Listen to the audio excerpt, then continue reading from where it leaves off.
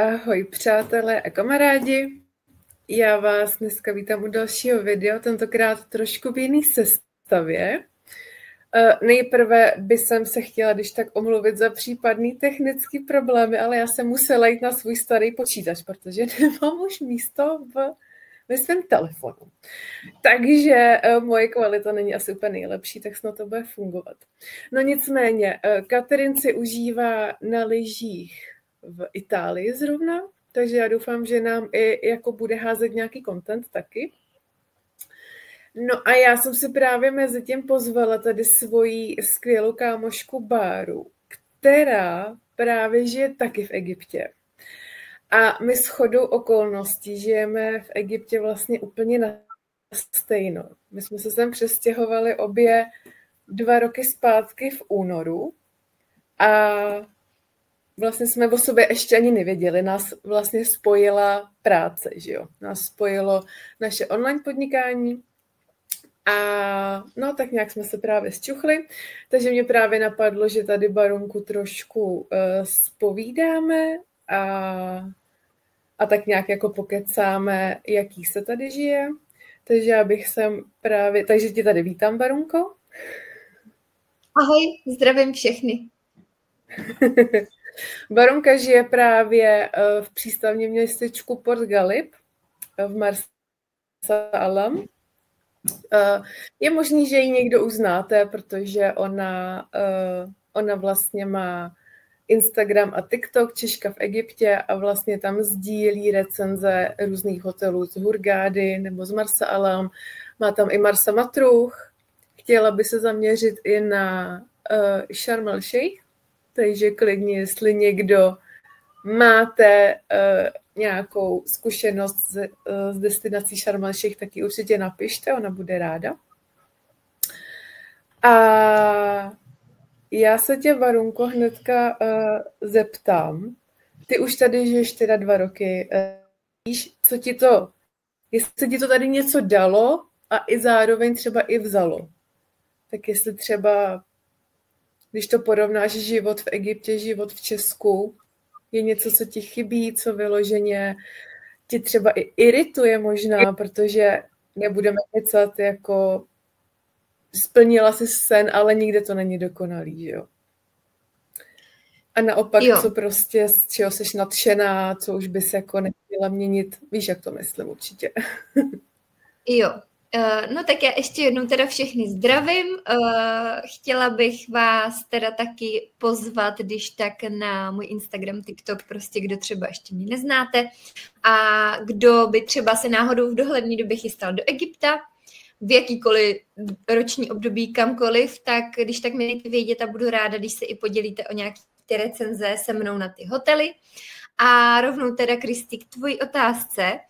Já si upřímně myslím, že každý, kdo žije v zahraničí, tak a kdo má nějaký fungující vztahy se svojí rodinou, tak asi může říct, že to, co mu život v zahraničí vzal, tak částečně samozřejmě je ta rodina. A ten čas s tou rodinou strávený a mě třeba nejvíc asi chybí takový ten společný čas, prostě já jsem byla zvyklá každý den u mamky, prostě každý pátek u babičky jsme se scházeli, nebo naši se schází a dochází vám takový to, jako že tyjo, teď tady jako jsou a jak dlouho tady ještě budou, jo? Když mluvím třeba o těch babičkách, dědečcích a tak dále, tak tohle je takový, co mi asi nejvíc vadí na tom, že jsem pryč, ale ve finále na druhou stranu si zase říkám, i kdybych žila v Česku, já jsem z jižních Čech, i kdybych žila v Česku v Ostravě, tak by to ve finále asi bylo jako dost podobný, že bychom se třeba taky nevídali tak často a musím říct, že ale bylo hrozně hezký, že vlastně mamka tady za mnou byla už 2krát, taťka tady za mnou byl, jezdí za mnou kamarádi, kamarádky, takže s někým třeba paradoxně se vidím víc, než bych se s tím člověkem viděla třeba v Česku. Jo, že třeba když jsou lidi, kteří sem jedou na dovolenou 2krát ročně, tak se s nima potkám vlastně víc, než bych se s nima potkala, kdybych žila v Česku. Takže To je takový, co mi asi nejvíc tady chybí, prostě ta rodina. No a co mi tady naopak vůbec nechybí, tak je česká mentalita. Já miluju Česko, miluju Český Budějovice, odkud pocházím, miluju Prahu, mám to tam prostě hrozně ráda, ale nechci generalizovat, všude jsou dobrý, všude jsou špatní lidi, ale prostě já se nedokážu vyrovnat, i když jsem třeba na dovolený v Česku na pár dní, týdnů, měsíc, 2, tak mi prostě vadí ta česká mentalita obecně. Prostě negace, nepříjemní lidi, všichni jedou sami za sebe, všichni stresujou, prostě tady v Egyptě je to úplně o něčem jiným. Jasně, i tady prostě jsou ty lidi, nebo ty lidi mají svý, ale já nevím, jestli to říkám jako dost srozumitelně, ale prostě mně přijde, že tyhle ty národy, který žijou u toho moře a mají to slunce, tak jsou víc takový na pohodu. I prostě Italové, jo, jsou takový, já nevím, může třeba někdo klidně napsat do komentářů, jestli žijete někde takhle v zahraničí, jak to vnímáte vy, ale mně prostě přijde, že ty lidi jsou takový víc jako v klidu. Můžu to trošku třeba i srovnat s Anglií, kde jsem taky žila skoro 2 roky, tak tam vlastně ty lidi taky byli takový v depresi možná lehce, protože tam prostě to slunce třeba 10 dní nevyjde. Tam prší, že jo? A furt tam prší a přesně, jako podle mě to počasí hrozně ovlivňuje tu náladu. U mě teda jako úplně. Takže možná jako to sluníčko fakt dělá jako hodně, ten vitamin D a tak. Takže to se zase vracím zpátky k tomu, co mi tady nechybí, a to je ta nepříjemnost těch lidí. Ale samozřejmě nelejme si čistého vína, ten život tady není jakože úplně bez problémů.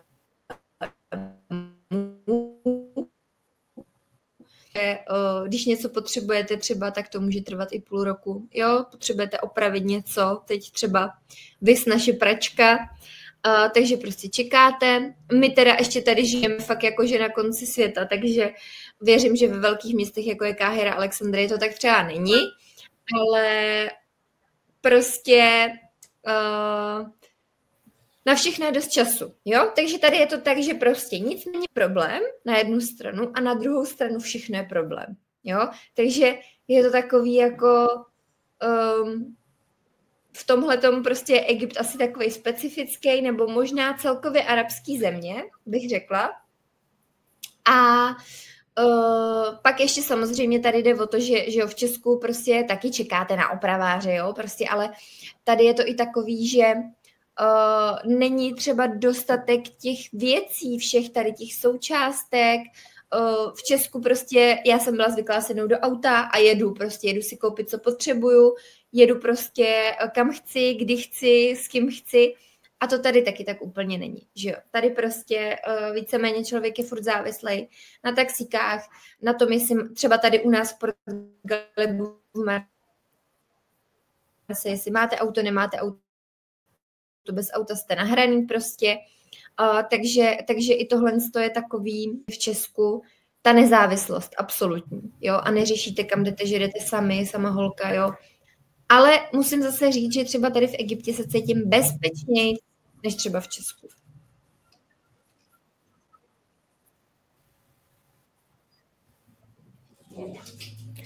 To ti musím dát za pravdu, to mám úplně to samý, no.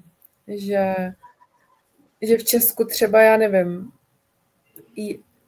tím, jak je tam všechno hodně takový jako fakt svobodomyslný, že tady furt je to ta nábožensky založená země, že jsou nějak v něčem fakt jako striktní, tak i tady to je podle mě takovej ten aspekt toho, že já se tady procházím po městě a OK, lidi jsou třeba zvědaví, dívají se, ale nebojím se. Ale třeba v Česku, kdybych šla nějakou uličkou, tak bych si třeba jako občas nebyla úplně jakoby jistá. Jo, takže to vnímám úplně stejně, no. tím, jak jsi říkala, že mají tady na všechno spoustu času, tak přesně. A mně na jednu stranu přijde, že buď věci jdou okamžitě, anebo to trvá extrémně dlouho. Jakože nic mezi prostě. Že když to fakt neurguješ, tak můžeš čekat i jako měsíc, no. Jo, Egypťani jsou takový, že z 0 na 100 prostě, no. No. A nebo ze 100 na 0. No, takže to... Přesně tak. No, jako to, co jsi tady shrnula, tak já myslím, že to vnímám asi fakt stejně jako ty, no. Že přesně ta rodina, přátelé, ale přesně kolikrát paradoxně se člověk musel odstěhovat, aby si začala třeba někoho vídat, že jo? Že někdo je ze stejného nějakého kraje nebo města a za boha jste se nemohli domluvit a teďka se vídáte, že jo, protože přiletí na dovču. Přesně tak to je. No, teďka zrovna mi přiletí příští týden kamarádka, to je moje spolužečka z Gimplu, má dvojčátka a sejdeme se v Hurgádě, jo. Takže sranda prostě, že když jsem byla teďka v Česku 2 měsíce, tak to nevyšlo kvůli nějakým nemocem nebo jinému programu třeba. No, takže teďka se sejdeme v Hurgádě, takže to je přesně to, o čem mluvím, no. To je super, to si užijete. No, tak budeme pokračovat. Já jsem se právě i ptala na Instagramu lidí, jestli třeba mají na Barunku nějaké speciální otázky, takže je asi rovnou probereme. Mám tady teda na tebe pár otázeček. A myslím, že tahle otázka je tak trošku i k tomu, jestli je právě něco, na co jsi stále nezvykla ještě teď. Jestli je to třeba ještě něco jiného, nebo tady tohle takový to trošku omezení, nebo že oni mají na všechno čas, nebo jestli ještě třeba něco, co úplně...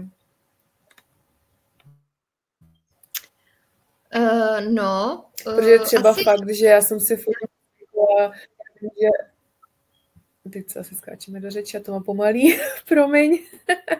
Pohodě. Já jsem jenom chtěla říct, že tím, že bydlíš vlastně úplně jinde, tak to asi nemůžeme spolu porovnávat. Ale já jsem třeba jenom chtěla říct, že u mě je to furt takový to MHDčko a taxislužby prostě, že to je prostě fakt vyčerpávající. Tak jestli třeba i něco takového jako... Jo, no hele, určitě, ale zase vem si, že prostě v té Káhiře vy ty taxíky máte, jo, takže ty, když potřebuješ kamkoliv, i prostě na druhou stranu Káhiry, tak se nějak dostaneš, jo. Já tady prostě, když potřebuju do Hurgády, tak a nemám k dispozici to auto, tak mi někdo musí zařídit prostě řidiče, nebo prostě musí se to nějak jako domluvit s někým. Takže to je takový, že jo, že doma, že jo, bydlíš, v Česku jsem bydlela, prostě před barákem zaparkovaný auto potřebuju, v 11 večer jít do Teska, prostě třeba něco koupit, jedu, jo. Tady si můžu dojít jako, tady sice je otevřeno jako furt v obchodech, ale můžu si dojít tady tak maximálně 5 minut, co mám od baráku, ale když potřebuju třeba někam dál, nebo já nevím, pes prostě na veterinu, něco se stane, tak musíte 200 kilometrů do Hurgády, všechno jsou tady strašný dálky a když nemáte auto, tak jste fakt prostě v čudu, jo. A tady prostě ty taxíky nefungují přesně jako třeba v Česku, v Praze zavoláš přesně taxíka, jedeš, jako hned pro tebe přijedou, odvezou tě kam potřebuješ. O tom, kolik to stojí, už jako to je zase jiná další věc, že jo, protože tady prostě si jezdíš po Hurgádě InDrivem za 50 korun, ani ne, kolikrát, ale spíš jde o tu dostupnost, jde o to, že fakt jako ještě tady u nás v Marse to není tak úplně zajetý, co se týče taxíků, nebo přesně nějaký té dopravy. Takže to je takový lehce nepříjemný a prostě člověk musí mít to auto. A tím se dostávám asi k další věci, že když si chcete pořídit auto v Egyptě, tak je to randál, je to fakt drahý.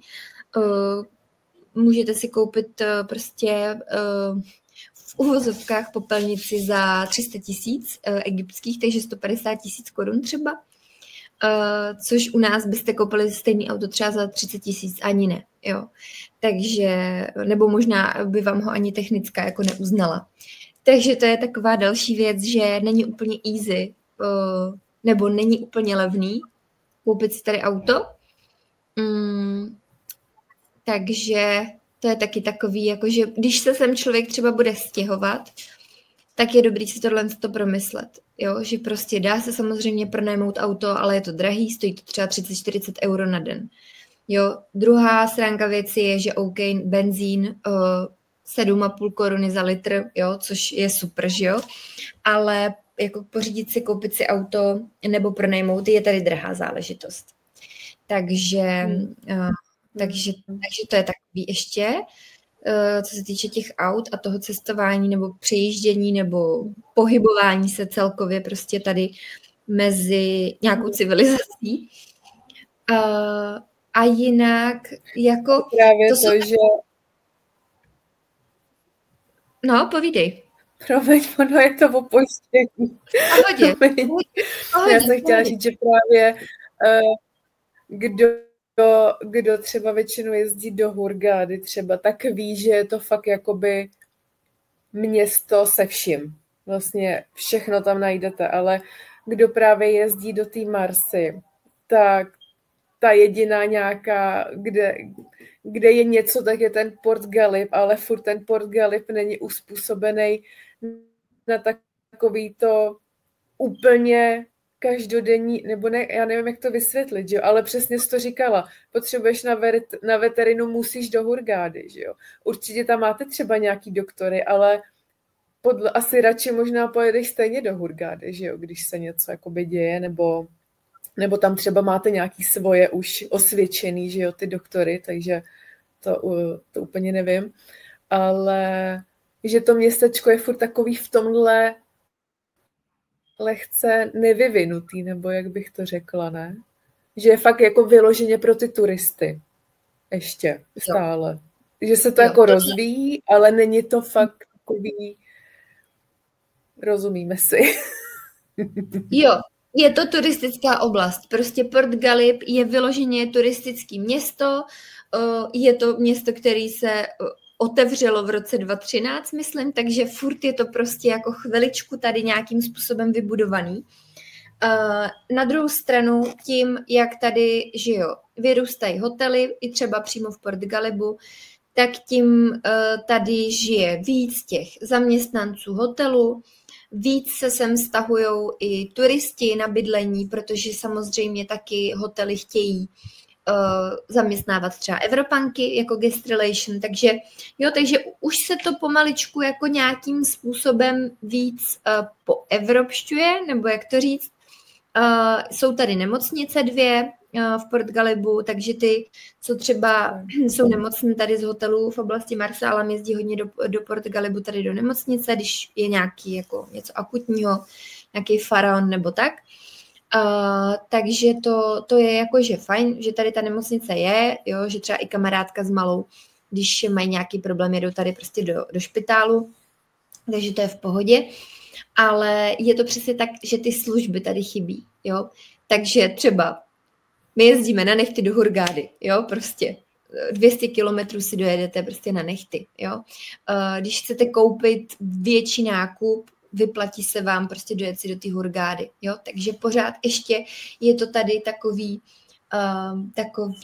jako nepolíbený hodně věcma, na druhou stranu furt je to ještě takový jako hezký, klidný, není tu prostě tolik lidí, je tady relativně čisto, je tady relativně klid a to já mám prostě na tom ráda. Já mám ráda Hurgádu na pár dní, 2-3 dny, jet do hotelu, jet prostě se někam podívat, jet si nakoupit, mít tu možnost tam dojet je super, ale vždycky se hrozně ráda vrátím zpátky prostě sem, na vesnici.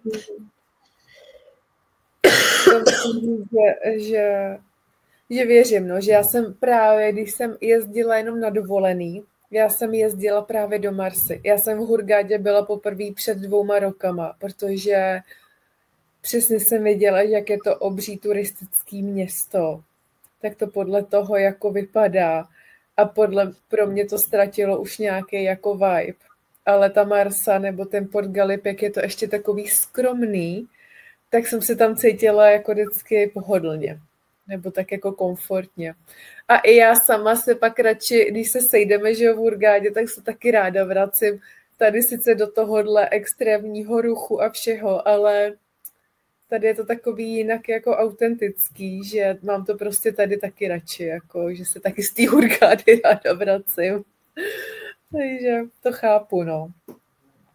A je to tvoje doma, že vracíš se prostě domů, do svýho, jo, a už máš zajetý nějaký režim a nějak to prostě vnímáš a je to tvoje doma, takže podle mě každý se rád vrací domů, jako. Jo, to 100%. Ale že jsem to taky vždycky brala, tak ty 3 dny společně, užít si společný dny, ale potom se vrátit, no. Kdyby byl ten Port Galip v obráceně, tak bych prostě jezdila okamžitě jako tam, no. No, tak a ještě se tak zeptám, jestli náhodou víš, nebo tady se ptala holčina, jestli víš, kolik tak stojí bydlení v tom Port Galibu. Jak se pohybujou třeba nájmy. Já vím, že vy žijete ve svém, takže to asi úplně nemáš možná třeba tak jakože v oku, ale třeba jestli se s někým bavila, nebo někdo ti řekl. Teďka zrovna jsem se ptala pro kamarádku na jeden pronájem. Je to teda nový barák, nově postavený, je tam bazén, je to maličkatej byt prostě, ale hezky zařízený, fakt jako moc hezký, nový prostě to. 400 euro. 400 euro pro nájem za měsíc. Předpokládám, že to je bez elektřiny a bez vody, což tady takhle jako je normální. Jinak hodně to tady jako hapruje ty ceny. Pokud chcete bydlet na Maríně, přímo prostě Marina Residence, 500 euro minimum. Některé ty byty jsou i třeba 30 tisíc egyptských liber, což je na naše teda 15 000, že jo. A tady u nás, my jsme mimo Marínu, my jsme tady v tom jakoby village, tak tady se dá sehnat třeba 15 000 egyptských, takže 7,5 tisíce korun, ale furt je to na Egypt dost. Vím, že v Hurghadě prostě můžete i za 150 euro si sehnat bydlení, jako jo. Takže tady je to jakoby exkluzivní oblast nebo exkluzivní bydlení. Byli tady hodně Holanďani, Švýcaři, Belgičani, takový ty bohatší národy, prostě si tady kupují byty. Hodně se sem stěhují důchodci na důchod, Němci, nebo prostě kdo má možnost pracovat online a chce přesně takový ten klídek, tak se stěhují právě sem do Port Galibu. A ty nájmy a i ceny nemovitostí tady jsou mnohem vyšší než v Hurghadě, ale je to víc lukrativní. Protože přesně, pořád ještě je to maličký relativně, ale bude to takový podobný, když to mám přirovnat třeba El Gouně nebo Sal Hašíš. Což je velmi exkluzivní oblast. A jenom se zeptám, ten byt za těch 400 eur, to bylo třeba jako studio? Nebo... Je to normálně jednopokojové, jakože máš obývák s kuchyní, maličký relativně a ložnici teda zvlášť. Ale zase berte to tak, že vy v tom bytě stejně moc jako nejste. Jo. Tady se žije venku. Prostě víceméně jako všichni pracujou, že jo, nikdo není vyloženě doma, jako třeba my sedíme doma oka, tak to jako chceme mít i doma hezký, že jo, uklizený a tak dále, ale tady prostě víceméně se furt žije venku, takže já třeba pokud bych byla takhle hodně jako v práci a vyloženě bych tady byla jenom jakože pracovně, asi bych úplně to tolik neřešila a chtěla bych třeba mít tak nějak jako zařízenou třeba kuchyň aspoň abych si mohla uvařit něco upéct občas, ale jako jestli bydlím v, já nevím, 100 metrů, ve 100 metrech čtverečních nebo v 50 metrech čtverečních, už je víceméně jako jedno, jo. No, takže jasně. záleží, co prostě kdo jako chce a vyhledává. Určitě. Jo, tak jako když ten člověk tady je třeba sám maximálně v páru, tak ten jakože obejvá koložnice je úplně jako dostačující, že jo. Jo. To pak bohatě stačí. No, takže je to prostě ale trošku cenově vyšší, cenově to vyšší a je to lepší lokalita, což by mohla být taky taková důležitá věc v rozhodovacím procesu, jestli třeba někdo chce do zahraničí, jestli třeba přesně k moři, Hurgáda, Marsa Alam, tak třeba tohle může být taky docela důležitý. Si říct, jestli na to člověk, že ho bude mít, nebo jestli má stálou práci, že to pro něj není moc jako nějaký jako problém. No. Mám tady otázku ještě, to je možná tak i pro nás jako obě. Co pro to udělat, aby se tam člověk přestěhoval a co právě děláš v Egyptě? Asi si myslím, že jako za práci. Takže to já jenom takhle shrnu, že my s Borunkou vlastně obě pracujeme online, že máme svůj e-shop s doplňkama stravy a o tom se asi bavit úplně nebudem, o tom to video není. Takže to jenom jsem chtěla takhle rychle shrnout. Samozřejmě, kdyby byly nějaký hlubší dotazy, tak na Baronku nebo klidně i na mě, to je úplně jedno.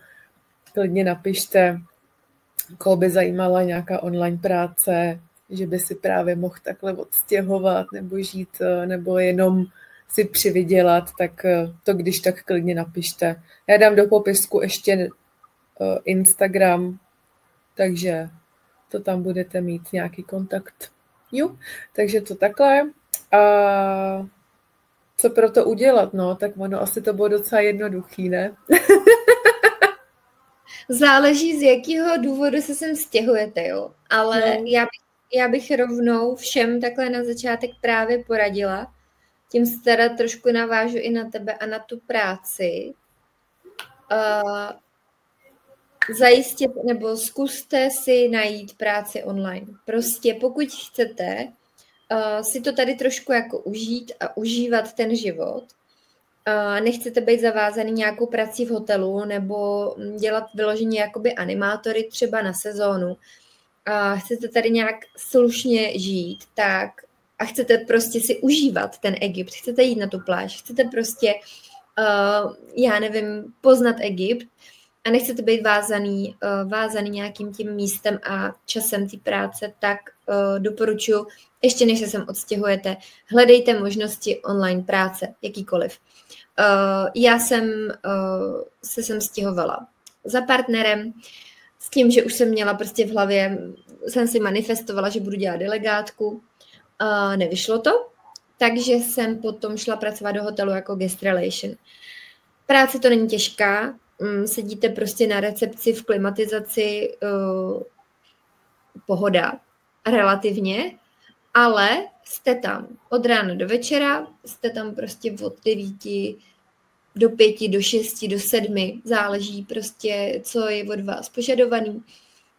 Máte jeden den v týdnu volno. Já mám zkušenost takovou, že vždycky byl hrozný problém vzít si prostě ten jeden den volna, nebo se tak nějak jako domluvit, kdy, co, jak. A na konci dostanete 500 € výplatu. Vím, že prostě je to i tak, že oni vám zajistí bydlení, stravu máte na hotelu, to je všechno jako super, ale jste celý den v tom hotelu. Prostě jste tam zavřený a máte jeden den v týdnu volno.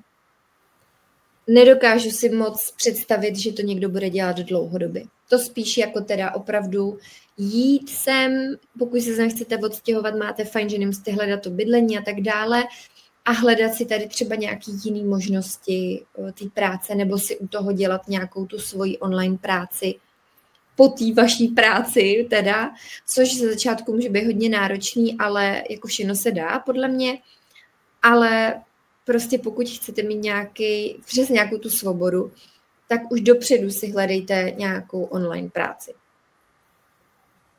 To 100%, no, protože tohle asi není dlouhodobě udržitelný, že jo, že člověk si rád užije svoje volno a ne, že bude v uvozovkách otročit 24/7 na hotelu, že jo. Což bohužel tady to tak jako mají nastavený, no, většinou ten systém téhle pracovní doby, no, takže a cizinci nejsou výjimka, no. No, takže to určitě taky doporučuju, no. Přesně předem už si něco najít, něco, aby vám to hodilo, aspoň nějaký jako příjem. A třeba si i zpočátku, když už jste fakt rozhodli se přestěhovat, tak si třeba našetřit peníze a do toho právě třeba už si budovat nebo pracovat online, jakože jde to jak asi podnikání, tak třeba i někdo najde nějakou jakoby zaměstnaneckou práci, že jo. Asi záleží, kdo se kde jakoby pohybuje, v jakém odvětví. Přesně tak. No, ale ve finále si teda šla za partnerem, takže jsi to měla takhle jakoby bydlení jistý, že jo, když to tak řeknu. Jo. Takže ty jsi vlastně ve finále zbalila kufry, koupila jednosměrnou letenku a prostě si letěla. Přesně tak to bylo. Tak jsme to měli vlastně stejně, podobně. Že já věřím, že je to furt stěhování do cizí země, ale ono jako ve finále nic víc jako člověk zařizovat nemusí. Maximálně, jestli třeba si bude chtít dál platit to zdravotní sociální pojištění, že jo? Nebo se bude chtít odhlásit, že ví, že se mu to jako nevyplatí, tak to je třeba jediný, co je asi dobrý si třeba vyřešit, nebo třeba i časem vyřešit, ale ve finále tady jako přestěhovat se do Egypta fakt nepotřebujete žádný jako papíry a řešení a já nevím, co všechno. Fakt už jenom potom maximálně, když jste tady už ten měsíc, tak si jít zažádat o rezidenční kartu, což není úplně asi jako komplikovaný, ale to je fakt asi takový jakoby celý. Nebo jestli ti něco napadá, co třeba jsem já už zapomněla. Já bych třeba jako doporučila, pokud víte, že sem jedete jako na delší dobu nebo na dobu neurčitou, tak si spíš zařiďte to 3měsíční vízum na ambasádě, což jde, že jo, na egyptské ambasádě v Praze za 13 korun. Ať nemusíte hnedka po měsíci přesně řešit, tady to prodloužení toho víza. Jo, to třeba si myslím, že je fajn si to takhle udělat. Teď máte 3 měsíce prostě pokoj.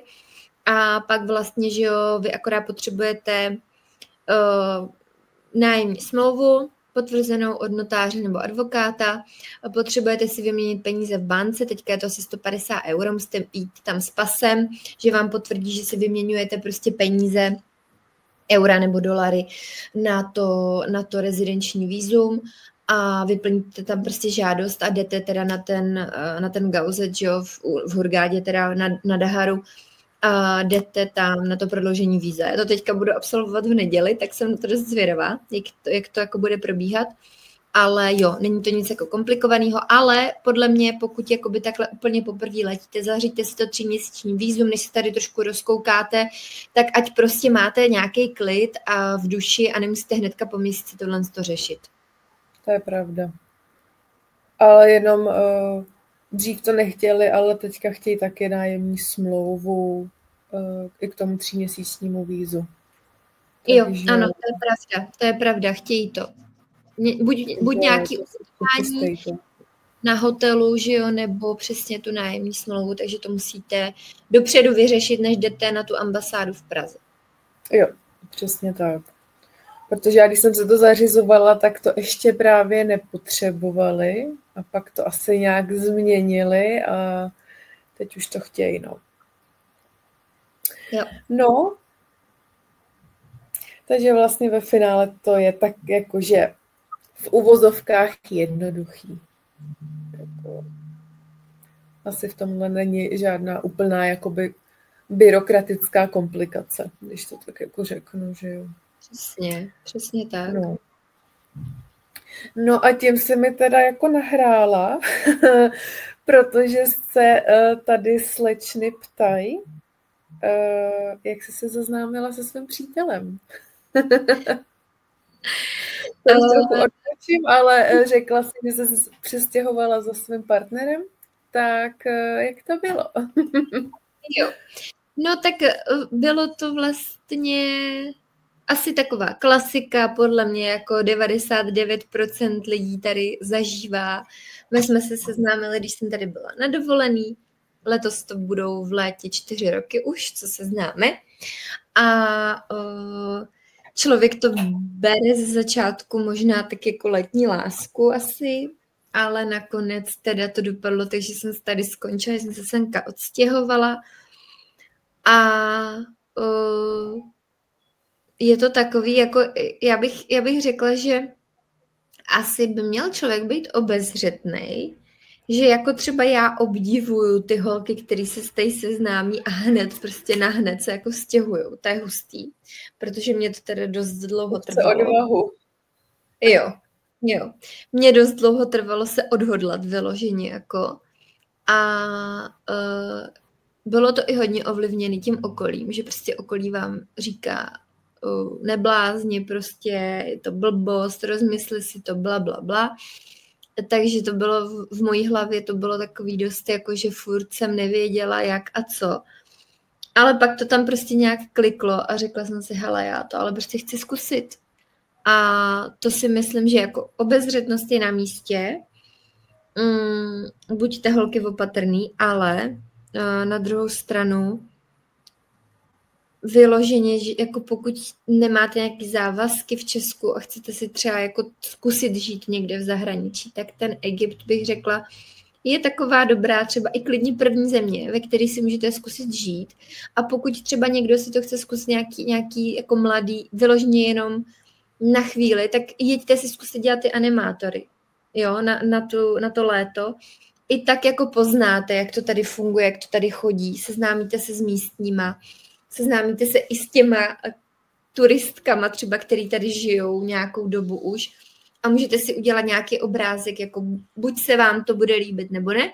Já říkám Egypt, buď miluješ, nebo nenávidíš. Nic mezi tím prostě není. Ale fakt jako je třeba prostě ta opatrnost, no.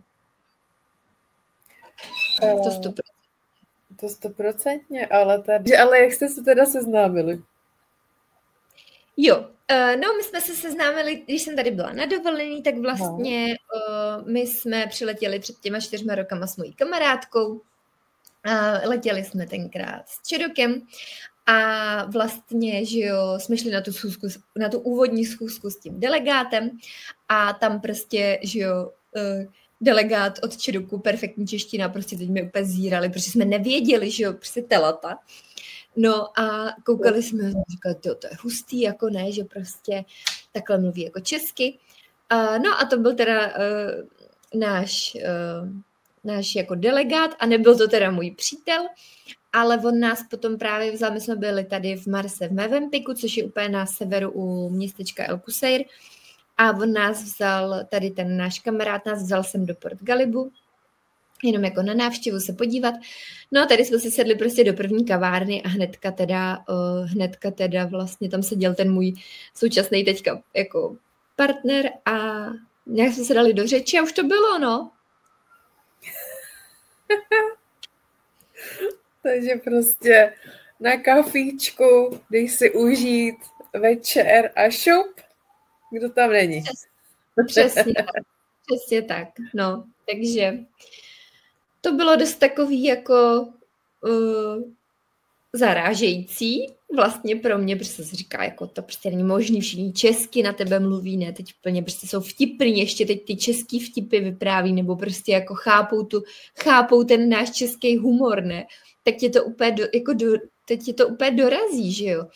A hlavně teda je to obrovská výhoda v tom, že mluví česky prostě, co se týče té rodiny, že jo.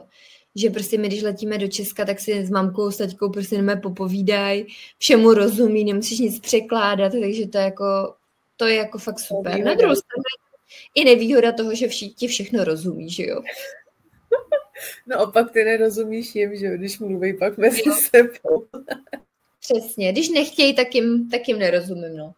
Jo, no. No, tak to je hezký. Tak je to takový zase trošku, nebo nevím, jestli jiný, ale je to takový jako příjemný. Veď? A byli jste potom jako spolu v kontaktu pak už jako celou dobu? Počas dovolený třeba a i potom teda? Nebo to potom nějak třeba?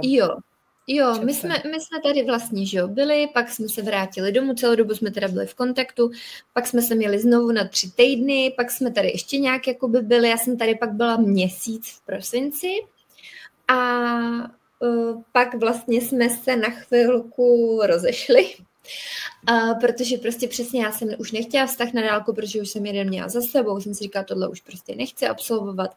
Zároveň jsem si říkala, no přece nepůjdu žít do Egypta, co tady budu dělat. A to jsem netušila, že tady už dávno je prostě česká komunita lidí, kteří tady normálně žijou, holky, kteří se sem taky odstěhovali a normálně tady žijou.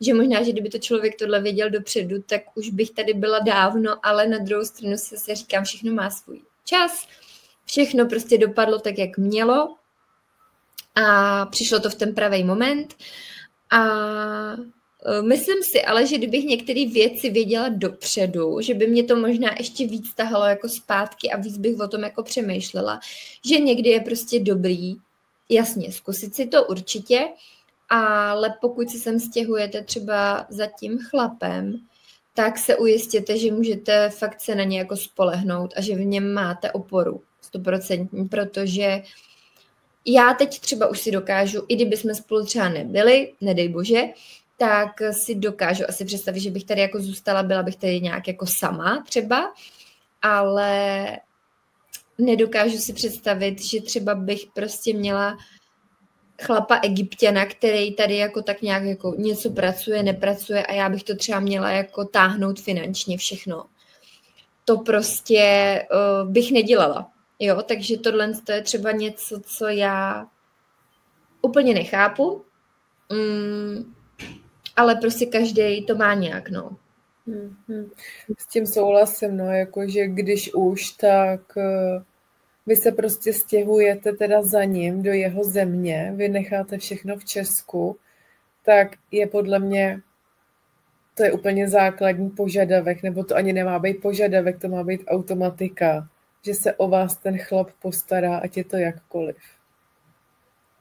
A tady ohledně třeba financí nebo bydlení nebo takhle, tak to 100%. Já jsem třeba bydlela sama, ale on mi ten byt pomohl najít a přesně mi třeba finančně pomohl nebo zařídil, když cokoliv bylo třeba, jakože, takže když ale budete bydlet s ním, tak to má být prostě automatika. Jo, já bych k tomuhle řekla, někde jsem četla a hrozně se mi to líbilo, buďte jako Egypťanky nebo Arabky, prostě nenechte si líbit některé věci, jako Egypťanky by si nenechali líbit, to, co si nechají líbit některé Češky nebo Evropanky obecně, jako proč byste vy měli dostat něco míň než egyptská žena třeba, jo, a to se mi hrozně líbilo. A i když my jsme třeba zvyklí na něco jiného z Česka, že prostě, já neříkám, že chlap má asi úplně táhnout všechno, pokud ty dva chodí do práce oba dva, ale má to být v nějakém poměru, ale prostě je strašně párů, kde to jdou půl na půl, že prostě se rozbije pračka a nehledě na to, kolik ten chlap vydělává a ta holka, tak jdou prostě půl na půl, což já prostě nechápu. A nepřijde mi to není ani fér, že jo? To není ani jako férový. A jednou se i stalo, to tak jako malinko odbočím, ale byli jsme s holkama v jednom podniku u nás v Budějovicích a vedle u stolu seděl pár, holka s klukem a očividně měli asi jako rande. A teďka přišla ta servírka, že teda jako si něco dají a kluk, nebudeme platit a jestli nám to můžete rozdělit, ten účet na půl.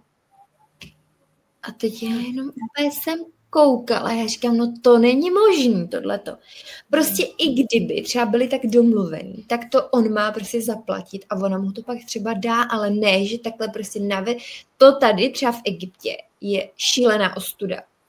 Jo, že prostě jdete s chlapama někam do kavárny a když jste prostě cizí holka, nebo nejste jeho holka, nebo prostě nevím co, tak prostě pokud ten chlap je jakože má v sobě takový to, jakože se má postarat, tak to zaplatí vždycky.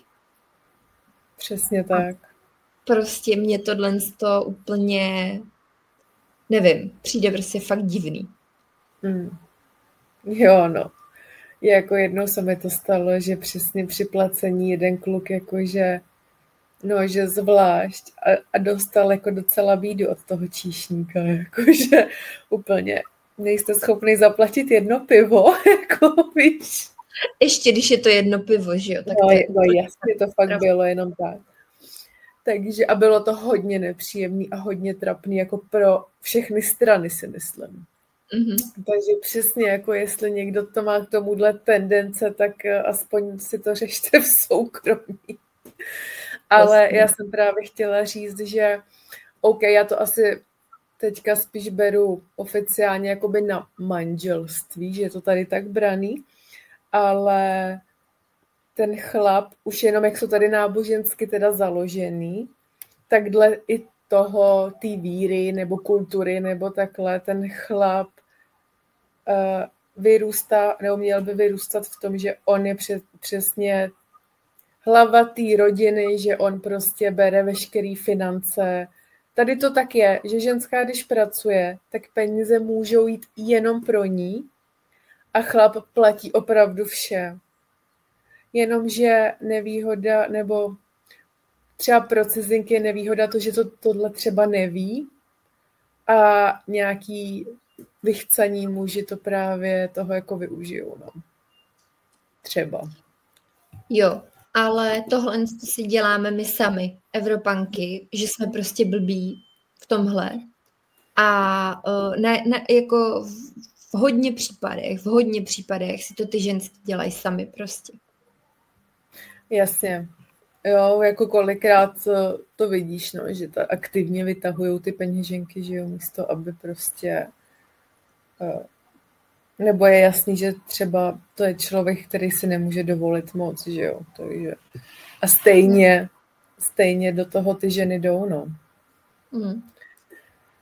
No, každý svýho štěstí strůjcem, že? Přesně. No, takže víme ale, že tvůj přítel je, že máš štěstí právě, že ten zaopatří vše, což je jedině dobře. A mám právě takovou jako ještě tady otázečku, protože přítel je teda muslim, že jo, a ty jsi křesťanka. No, řekl ti někdy, že by třeba po tobě chtěl, aby si konvertovala? Nikdy. A myslím si, že by to tak i mělo být, že pokud chce holka konvertovat k islámu, tak by to mělo být její rozhodnutí, neměl by jí do toho nikdo nutit.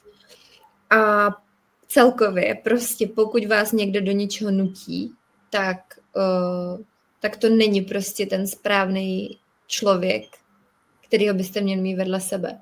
To je můj možná radikální, ale jako jasný názor, no. Ne, je to tak, jako máš naprostou pravdu.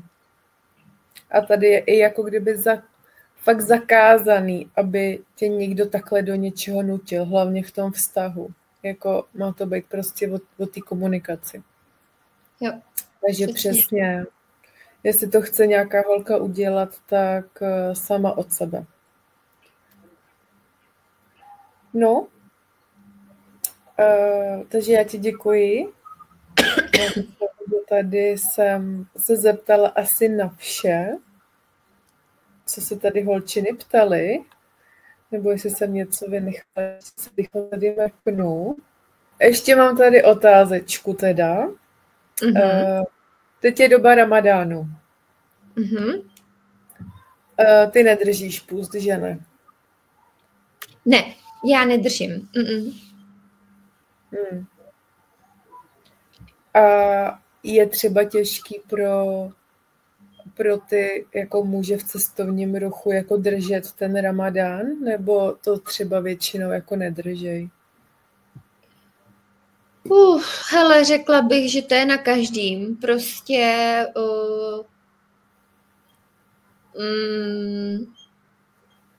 teď jak to říct, aby to nevyznělo nějak jako úplně blbě, ale já si prostě myslím, že nebo i můj přítel třeba říká, že každý je svobodný a může si v nějakých samozřejmě mezích dělat ten člověk, co chce. A já si myslím, že jako pokud to člověk jako necítí úplně, tak by se do ničeho neměl nutit. To je můj osobní názor. Jako určitě, jako, promiň, že ti do toho jenom skáču, jsem jenom chtěla říct, že samozřejmě tady nějaký radikální lidi, že jo, co třeba to dodržují, nebo jsou muslimové, tak by určitě měli jakoby co dodat, ale já jsem taky toho názoru, že je to jejich věc a oni vědějí nejlíp, co dělají a co ne.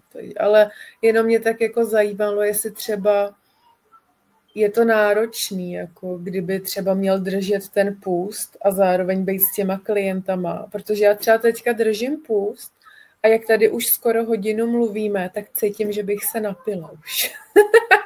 A já tady lemtám úplně nepokrytě kafíčko, vodíčka. Je to jako ani nevnímám, to je úplně v pohodě, ale právě jenom se tak snažím vyžít do té jeho situace, kdyby třeba měl držet jako půst, tak musí být hrozně vymluvený, jakože, víš? Jo, hele, určitě, jako samozřejmě jsou tady, nebo většina z nich, co tady pracují v tom turismu, drží fakt ten půst, ale já bych ještě k tomuhle řekla jediný, že asi budu mít radši muslima, který nedrží půst, ale chová se ke mně slušně, než abych měla nějakého pokrytce, který dodržuje prostě půst na 100%, modlí se přesně do mešity, támhleto a pak se ke mně chová jak hovado. Jo? Protože i takovýhle příležitostní muslimové tady jsou mezi námi a řekla bych, že jich je hodně, že vlastně dodržují jenom to, co se jim jako hodí. Jo? Takže furt je to o charakteru člověka a furt je to prostě o tom, kdo co jak jako cítí. A je to každého osobní přesvědčení. Ta víra přece by měla být tvůj osobní vztah k tomu Bohu. A ne, že přesně ty se budeš do něčeho nutit nebo dělat něco, co jako úplně necítíš.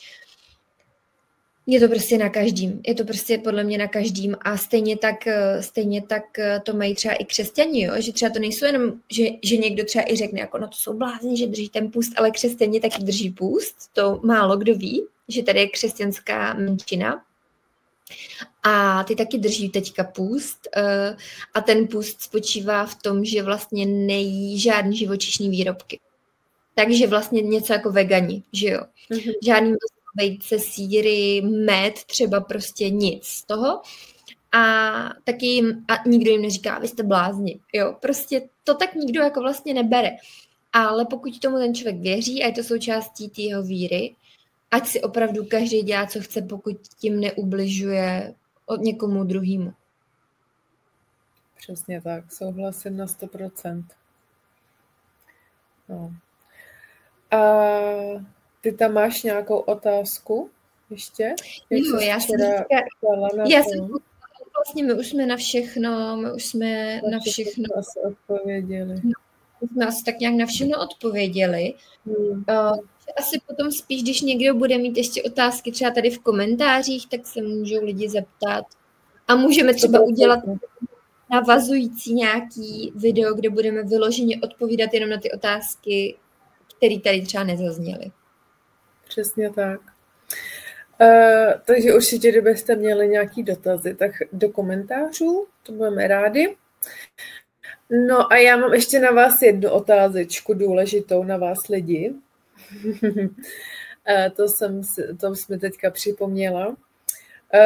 Zmiňovala jsem, že Barunka dělá recenze na hotely na svém Instagramu a TikToku.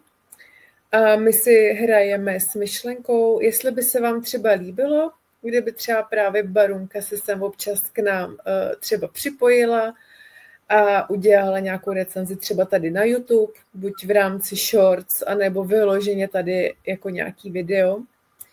Takže to nám když tak dejte vědět, jestli jste tomu třeba nakloněný, že bychom takhle ještě jako expandovali tady náš obsah.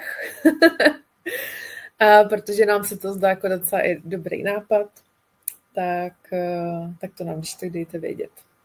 To budeme rádi za zpětnou vazbu. No. Tak jo, Baru, tak já ti moc krát děkuji, že jsi našla čas. Já doufám, že tohle video bude fakt koukatelný, protože znáte to egyptský internet. Jo, já moc děkuji, že jsi si mě tady takhle pozvala, ale já si myslím, že teďka to spojení bylo dobrý celou dobu, že jenom ten začátek byl takový kostrbatý malinko. No, tak snad, no. Když tak fakt se předem omlouváme, nebo teďka už tady zpětně se teda ještě omlouváme a snad to bude koukatelný a když tak příště to vymyslíme lépe, aby to bylo mnohem ostřejší, ale prostě egyptský internet, no. Příští video bude společný Skyra. Ano, přesně tak. Příští video bude společný Skyra. Tak jo, Baronko, tak já ti moc krát děkuju. Už tě nebudu zdržovat. A děkujeme teda všem, co jste se dívali, co nás odebíráte, co lajkujete. A fakt, kdyby nějaký byly dotazy, tak určitě do komentářů. A já dám do popisku ještě Baronky Instagram, nebo i svůj, kdybyste se nás třeba chtěli i soukromně třeba na něco zeptat, nebo cokoliv. Jo? Tak jo, tak se mějte hezky a uvidíme se příště. Pa!